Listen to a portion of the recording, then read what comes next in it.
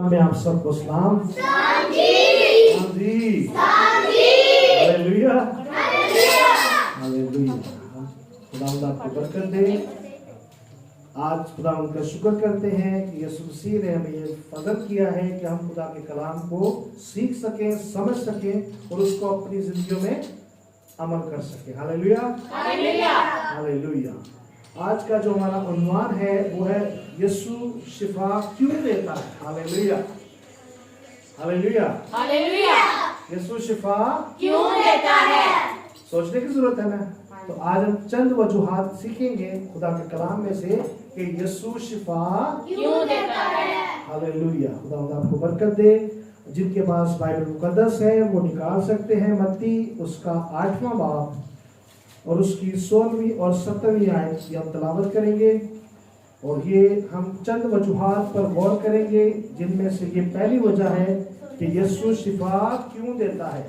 Hallelujah hallelujah. खुदावन के जिंदा कलाम में से मत्ती रसूल की अंजील उसका 8 बाब 16 से 17 आयत तक। जब शाम हुई तो उसके पास बहुत से लोगों को लाए जिनमें बदरूहें थी। उसने रूहों को जुबान ही से कहकर निकाल दिया और सब बीमारों को अच्छा कर दिया ताकि जो यशायाह नबी की मार्फत कहा गया था वो पूरा हो कि उसने हमारी कमजोरियां ले ली और बीमारियां उठा ली। आमीन आमीन। खुदा उनके पाक कलाम के पढ़े और सुने जाने पर खुदा की बरकत हो, खुदा का शुक्र हो। इस आयत में वाज़ेह एक चीज मिलती है खुदावन के मुकद्दस कलाम में से कि खुदा का कलाम पूरा हो। Hallelujah hallelujah. और खुदा यीशु मसीह ने जो फरमाया, जो उनकी जुबान मुबारका से फरमाया गया वो पूरा हुआ। साफ तौर पे इस आयत में लिखा है कि उसने रूहों को जुबान ही से क्या कहा जी, कहकर निकाल दिया। हालेलुया। तो उसके कह देने से हर चीज हो जाती है। हमने करनी होती है, वो कहता ही है तो हो जाती है। वो कितना कुदरत वाला खुदा है। तो यीशु क्यों शिफा देता है कि उसके कह देने से हर चीज हो जाती है। वजह क्या है जी, ताकि तेरी और मेरी जिंदगी में उसका कलाम पूरा हो। Hallelujah hallelujah. खुदा आपको बरकत दे। पहली वजह यह है कि उसका कलाम हमारी जिंदगी में किस तरह पूरा होगा, जब हम उसके कलाम को सुनेंगे और उसके कह देने से हर चीज हो जाती है। हालेलुया। खुदावंद के मुकद्दस कलाम में से हम दूसरी वजह देखेंगे, यूहन्ना उसका 11वां बाब और उसकी 4थी आयत। खुदावन के जिंदा कलाम में से यूहन्ना उसका 4वां बाब और 11वां बाब उसकी 4थी आयत में यूं लिखा है, यीशु ने सुनकर कहा कि ये बीमारी मौत की नहीं। हालेलुया। बल्कि खुदा के जलाल के लिए है ताकि उसके वसीला से खुदा के बेटे का जलाल जाहिर हो। आमीन। हालेलुया। आज की दूसरी वजह हम जिस पर गौर कर रहे हैं वो इस आयत में साफ तौर पर मिलती है कि यीशु क्यों शिफा देता है, ताकि उसके वसीला से खुदा के बेटे का जलाल जाहिर हो। किसके वसीला से? शिफा के वसीला से। उस शिफा के वसीला से जो यीशु मसीह हमें देता है। आज हम बाखूबी ये सीख रहे हैं कि यीशु शिफा क्यों देता है। तो आज हम दूसरी वजह पर गौर कर रहे हैं जो हमें खुदावंद के अंजील में मिलती है, यूहन्ना के अंजील में मिलती है 11वें बाब की 4थी आयत में कि उसके बेटे का जलाल जाहिर हो। कब जलाल जाहिर होगा? जब खुदावंद यीशु मसीह हमें शिफा देगा। हालेलुया। जब खुदावंद यीशु मसीह हमें शिफा देगा तो साफ तौर पे हमें इस आयत में मिलता है कि ये बीमारी मौत की नहीं बल्कि खुदा के जलाल के लिए। कुछ बीमारियां ऐसी होती हैं जो खुदा के जलाल के लिए हमारी जिंदगी में आती है। तो जब खुदा की जलाल उस बीमारी से हम शिफा पाते हैं तो खुदा का जलाल हमारी जिंदगियों में जाहिर होता है। क्या होता है जी? तो पहली वजह हमने क्या सीखी कि उसके मुंह से कह देने का जो कलाम है वो हमारी जिंदगियों में पूरा होता है। और दूसरी वजह क्या है? खुदा के बेटे का जलाल जाहिर होता है। किस वजह से? कि जो हम शिफा पाते हैं। Hallelujah, hallelujah. और बाखूबी इसी तरह हम तीसरी वजह पर गौर करेंगे, मत्ती उसका 20वां बाब और उसकी 34वीं आयत। हालेलुया। मत्ती की इंजील उसका 20वां बाब उसकी 34वीं आयत खुदा की खादमा के साथ मिलकर पढ़ेंगे। यीशु को तरस आया और उसने उनकी आंखों को छुआ और वो फौरन बीना हो गए और उसके पीछे हो लिए। आमीन। हालेलुया। ताकि लोग उसके तरस से भर जाएं। इससे आयत में हमें क्या मिलता है? ताकि लोग उसके तरस से भर जाएं। ताकि लोग उसके तरस से भर जाएं। हालेलुया। कि यीशु को तरस आया और उसने उनकी आंखों को छुआ। उसके छूने से क्या होती है? शिफा मिलती है। हालेलुया। जब उसने छुआ तो वो क्या हुए? फौरन बीना हो गए। एक सेकंड नहीं लगा। उसके छू देने से क्या होती है? शिफा होती है। और जब उसने छुआ तो वो क्या हो गए? बीना हो गए। तो उसके तरस जो उसका तरस जो हम पे खाता है ना, वो हम में जाहिर होना चाहिए। तो हम उसके तरस से क्या हो जाए जी? भर जाए। हालेलुया, भर जाए। Hallelujah, hallelujah. क्योंकि वो क्या है जी? शफकत में गनी है, गनी खुदा है। क्या है जी? शफकत में गनी खुदा है। और हम उसके सामने खड़े हो सके कि खुदावंद तूने हमारे लिए बड़े बड़े काम किए। Hallelujah, hallelujah. तो आज हम बाखूबी क्या सीख रहे हैं? यीशु क्यों शिफा देता है? तो उसका तरस हम पर होता है, वो हम शिफा पाते हैं और हम उसके तरस से हमेशा अपनी जिंदगी उसके साथ बसर करते हैं। Hallelujah, hallelujah. खुदावंद आपको बरकत दे।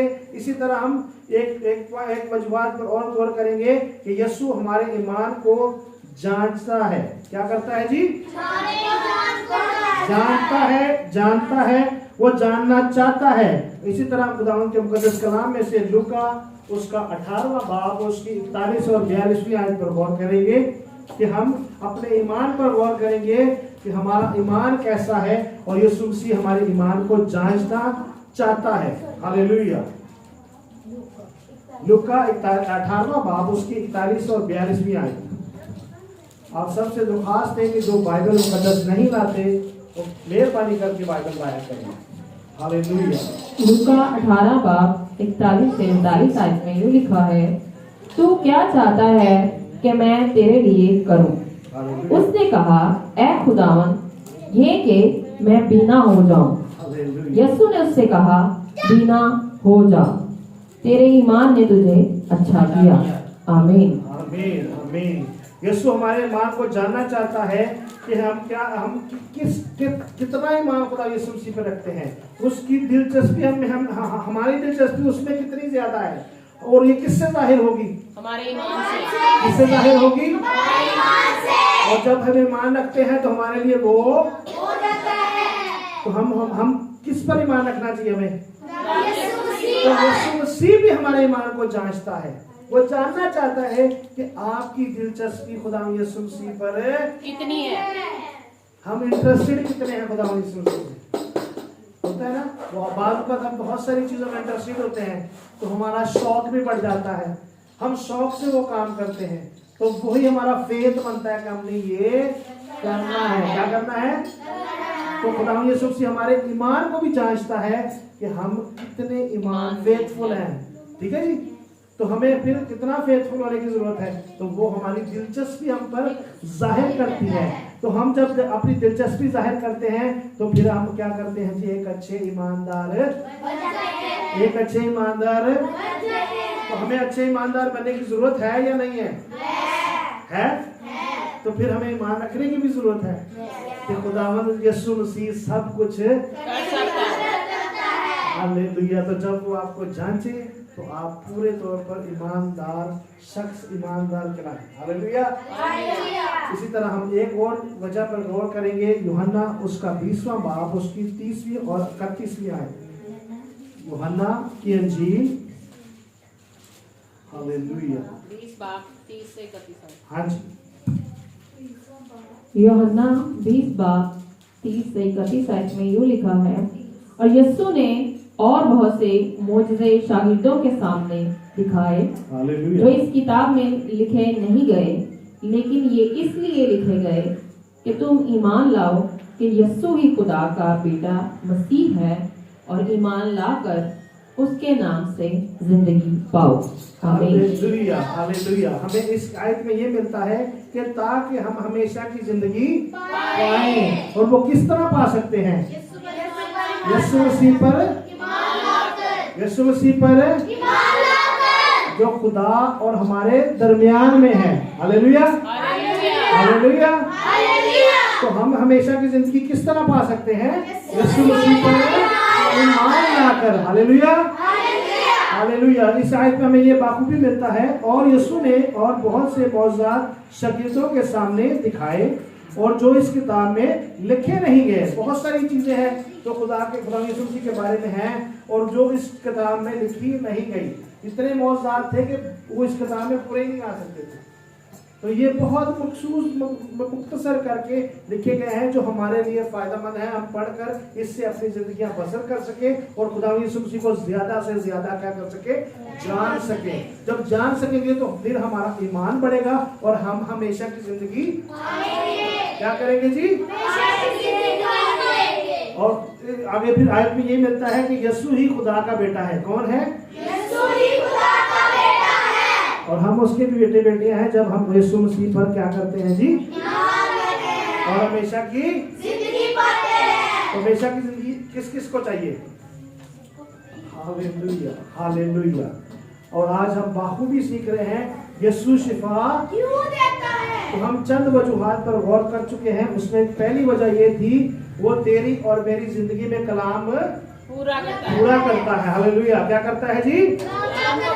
और दूसरी वजह थी ताकि उसके वसीला से खुदा के बेटे का जलाल। और तीसरी वजह थी ताकि उसके लोगों ताकि उसके तर्स से लोग बढ़ जाए। हालेलुया, क्या बात है। आप बाखूबी सीख रहे हैं। इसका मतलब ये कि आपको पॉइंट का पॉइंट याद है कि तीसरा पॉइंट हमारा क्या था? ताकि उसके तर्स से लोग। हालेलुया। और खुदावंद के मुकद्दस कलाम में हमने सीखा है चौथा पॉइंट, यीशु हमारे ईमान को जानना चाहता है। जानना चाहता है कि हम कितने फेथफुल लोग हैं, हम खुदा पर कितना भरोसा रखते हैं। हालेलुया। और पांचवा हमारा पॉइंट क्या था कि हमेशा की जिंदगी हम किस तरह पा सकते हैं? खुदावंद यीशु मसीह के वसीला से। खुदा के वसीला से तो पाते हैं, वो हमारा खालिक और मालिक है, मगर खुदावंद यीशु मसीह के वसीला से हम हमेशा की जिंदगी पाते हैं। हालेलुया। खुदावंद का शुक्र करते हैं कि हमने आज बाखूबी सीखा है कि यीशु मसीह शिफा हमें क्यों देता है। तो जब हम इन वजूहात पर गौर करते हैं तो फिर हमारी जिंदगी एक कंप्लीट ईमानदार की तरफ जाना शुरू हो जाती है और हम हमेशा की जिंदगी को पाना शुरू हो जाते हैं, मगर बल्कि उसके वारिस हो जाते हैं। Hallelujah, hallelujah. हम यीशु मसीह के लिए शुक्र करेंगे, इस कलाम करेंगे। हालेलुया। खुदा इस कलाम के वसीला से आप सबको बड़ी बरकत दे। आमीन।